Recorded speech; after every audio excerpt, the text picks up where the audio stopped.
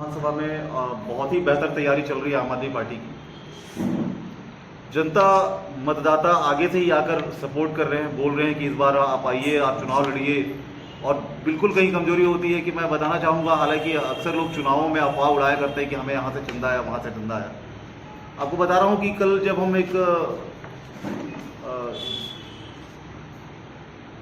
Mail मिलाप के लिए गए थे, जनता के बीच गए थे, जनसंवाद करने गए थे, लोगों से बात करने गए थे, उस समय जनता ने ये जानते हुए कि आप एक पूर्व सैनिक हैं, तो किसी ने 200, किसी ने 500 ऐसा करके मुझे लगभग 14 से 15 हज़ार रुपये कल चंदा करके लोगों ने दिया कि आपके प्रचार में हम आपको सहयोग करेंगे। इस बात से मैं काफ़ी आश्वस्त हूँ कि इस बार दुर्ग ग्रामीण में बदलाव निश्चित है, क्योंकि अभी तक दुर्ग ग्रामीण विधानसभा में जितने भी विकास कार्य होने थे, कहीं ना कहीं सारे के सारे अधूरे हैं। कुछ एक सड़कें बनी हैं जिनका जो एक क्वालिटी कहा जाना चाहिए बहुत ही बेकार है, और सड़कें साल भर में धुल जा रही हैं। कुछ एक विकास कार्य रिसाली नगर निगम क्षेत्र में इस तरह के हैं कि जहां पर अभी 2 से 3 महीने बाद संभावना है कि अंडरब्रिज बना जाएगा वहाँ पे। उसके सामने ही 45 लाख रुपए का प्योर ब्लॉक बिछाया गया है। इन सारे भ्रष्टाचार को जनता देख रही है। किसी को व्यक्ति विशेष में दोषी नहीं बोलना चाहता है कि, लेकिन जिन्हें जनता ने चुना था, जिन्हें मौका दिया था कि आप आइए हमारे जनहित में काम करिए, उन्होंने अपना घर तक छोड़ना उचित नहीं समझा था। उन्होंने अपने पुत्रों को पूरा अधिकार दे दिया था, उन्हें पूरा जनप्रतिनिधियों को गुलाम बनाने का एक बड़ा अधिकार दे दिया था। सारे जनप्रतिनिधि कहीं ना कहीं अपने आप को ठगा सा महसूस कर रहे थे। यहाँ तक कि हमने एक बार उनका बयान भी सुना था, पार्षद जब चुनाव हुआ था रिसाली नगर निगम का, कि आपने पार्षद का चुनाव लड़ा है, पार्षद हैं, पार्षद जैसे रहिए। तो मेरा यही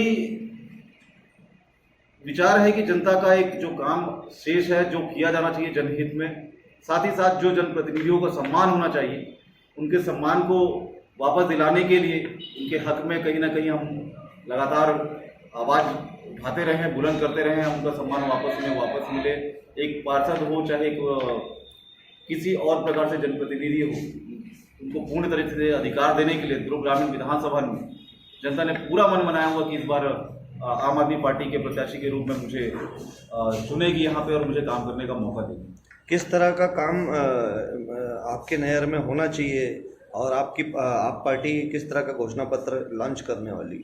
देखिए सर, आम आदमी पार्टी गारंटी देती है, ना कि घोषणा पत्र देती है किसी को। घोषणा पत्र कांग्रेस और भाजपा का काम है। घोषणा पत्र में लिख कर दे देते हैं, वो होना नहीं होना ये किसी बात की गारंटी नहीं।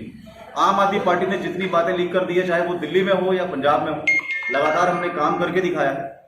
आपको बताना चाहता हूं कि जिस तरह से दिल्ली में हमने शिक्षा व्यवस्था सुधारा है, जिस तरह से हमने वहां का स्वास्थ्य व्यवस्था सुधारा है, उसी को देखते हुए हमने पंजाब में भी लगातार स्वास्थ्य व्यवस्था और शिक्षा व्यवस्था पे काम किया है। और आपको बताएं, जो अनियमित कर्मचारी थे, जो बेरोजगार थे, उनके लिए भी बहुत बेहतर कार्य किया।